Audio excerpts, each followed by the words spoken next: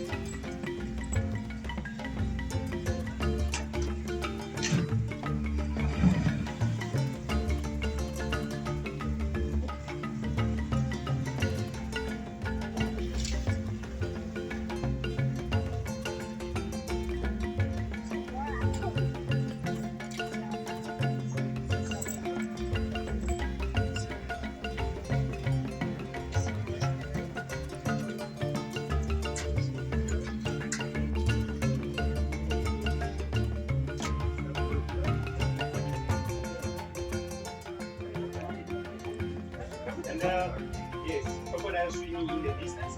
And these animals don't cross anywhere. They have certain points where they cross. This is one of the crossing areas.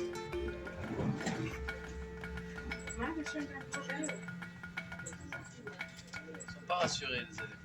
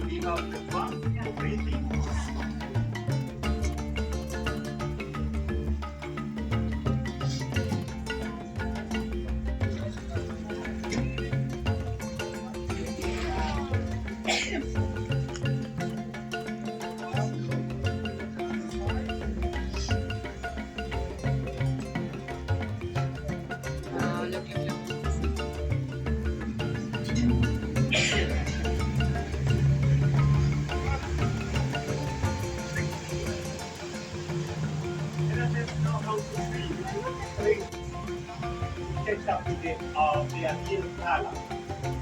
Any other color you see, different colors on elephants become by any type of mark.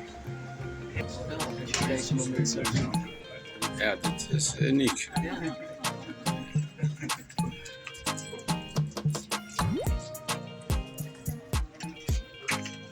Dit is een beetje groot, dus dat is de kinderen hebben aangesproken. Ook wel een beetje.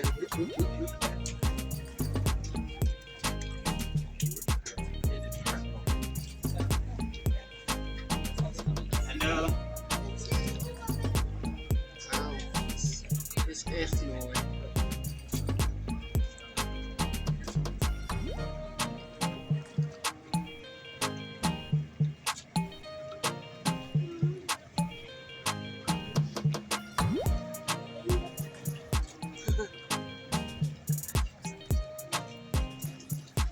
Mira.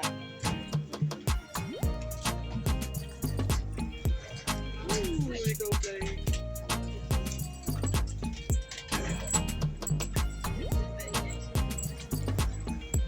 They are play fighting. It's not a group dominance. Remember, they are boys.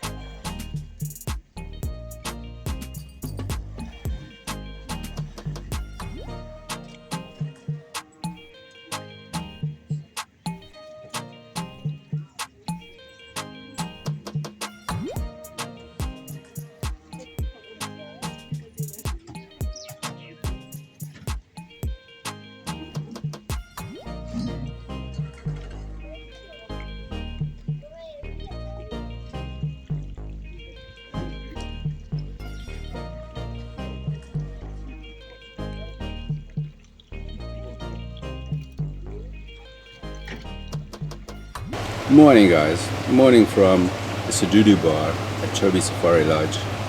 I can't recommend this place enough. It's just fantastic, the whole thing. From the moment you get booked in, you are arriving at the main reception area, and if you've been here before, you'll know the Chobe Safari Lodge is on the river. But the whole area has been cordoned off. It's up for renovation. That whole restaurant, pool, reception area is being totally revamped. So they've taken the whole roof off that huge structure, that amazing construction, and they're redoing everything. And that means you have to go across the road to check in at the Chobe Bush Lodge, which is maybe even more, I don't know, pretty impressive when you walk in there. Nice, open, huge roofs, very friendly staff. You get there, you get a little face cloth just to get the dust out of your eyes. From a long drive out of Chobe, you get a little welcome drink, and they're really friendly and open. And next door is the campsite, obviously, as you may know if you've been here. The campsite's quite cool. There's no grass out here. It's all dust. So you're going to have black toes and feet. Not a big deal. Some of the campsite's quite big. We've got campsite number 5, which I think could fit about 5 cars. The previous one we had was tiny. It was like a little matchbox. So it depends on how big your group is and where you're going to be parking your van. The ablution blocks are very cool. It's all changed here now with the new open restaurant here, the grill, which is kind of a buffet dining under a stretch tent. Lovely service, very cool. It's a lovely experience to do. Next door, those ablution blocks have been turned into the restrooms for the restaurant. And behind the camping there's a new little section of ablution blocks as well, which is very nice, nicely done. A lot of the places we've been staying at are quite rustic and basic, and this is quite nice to have a little bit of a change. So yesterday we went to the Vic Falls, which was a huge, big bucket list moment. It was fantastic. It is enormous. You won't believe how big it is until you go there. It is literally, if my stats aren't correct, if my stats aren't wrong, 1.7 kilometers long, and the highest point is at 100 meters that the water falls down. This time of year is very dry. As I've said before in other sections, there's a big drought going on here. They're supposed to have rain, and this is the end of the rain season, and they haven't had any rain. So it's going to be a very challenging year for the animals and for everyone who lives here as well. It's very dry, and you can see that in the Victoria Falls as well. I think it's Chobe, or becomes the Zambezi, and then becomes the Victoria Falls. Apparently it's quite shrunken down. There's not as much water. But you wouldn't know it if you stood there and see all this water come over the edge, because it's just unbelievable. The amount of water, you can't fathom it. What it does do when it comes over with quite a lot of force is plume up into these huge mists, and at times you can't even see anything, and at other times you get totally drenched by this really fine spray, which is rather nice because it was blistering hot as well. It's quite touristy. You have to pay entrance at the park. What we did is took a shuttle from the lodge here. They take you to the border. Botswana side is all very easy. You basically stamp your passport and away if you want. Zimbabwe side is a little more involved. If you're an international tourist, you need to pay, I think, $30 entry into Zimbabwe. The SADC countries, it's free, which is quite cool for us. And then you head off into Zimbabwe in a little bus, which took about an hour to get to the Vic Falls. There you have to pay entrance to the Vic Falls National Park, which is $30 for SADC and $50 for international visitors. I would say it's worth it. It is a bit of a drive.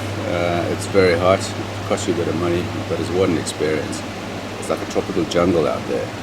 That fine mist just keeps the palm trees green. It's a huge belt of green just going on there, which is fantastic. And it's just lovely to see the amount of water that is going over the edge non-stop, consistently. And it's not like somebody's opened the tap. This is not a man-made thing. This is all nature. What we all saw there as well was Livingstone, the statue of Livingstone. He was the first European person to set eyes on the big falls back in 1855, and he named it after the Queen at the time, which was Queen Victoria. There's also a local name for it, which arguably they should be using, but they've kept Victoria Falls, they've kept Livingston. I don't know, let's see how that pans out, but what the ideas around that are, let me know in the comments below how you feel about it. I think it's cool. The guys came here, they explored, they found stuff, and they put it on the map. Now we can all be here and enjoy it, and while we're here enjoying it, we're contributing at least to the economy and to the livelihoods of all the people who work here, which is just fantastic. Really good experience. From there we took a walk into Zambia, and that nearly killed us, and I'll tell you why. At the border post of Zimbabwe, you get a little white piece of paper which they stamp, and they tell you you can walk across and you can come back, and with that piece of paper you can come back into Zimbabwe, because as soon as you leave the border post you're in no man's land. And there are a lot of people walking around there, a lot of hawkers trying to pawn their stuff on you, trying to sell you the $1 billion Zim notes, a lot of truckers and all of that stuff. It looks pretty shabby, and you walk quite a far away, probably 1.5 kilometers until you get to the bridge, which is a little steel construction, one little road lane and a railway track. And in the middle of the bridge there's a bungee. You can bungee jump there as well. I think that's quite high. I'm going to guess 60-70 meters, correct me if I'm wrong. And there is also a little sign which says you are now entering Zambia. So we put one foot into Zambia, which was really cool. Bucket list thing, maybe. Weird little side note, cool, but a cool little side quest anyway. And what nearly killed us was the heat, and the heat coming through the road, and we were wearing our flip-flops, and you could just feel the heat aggressively coming down, and we nearly died, I think.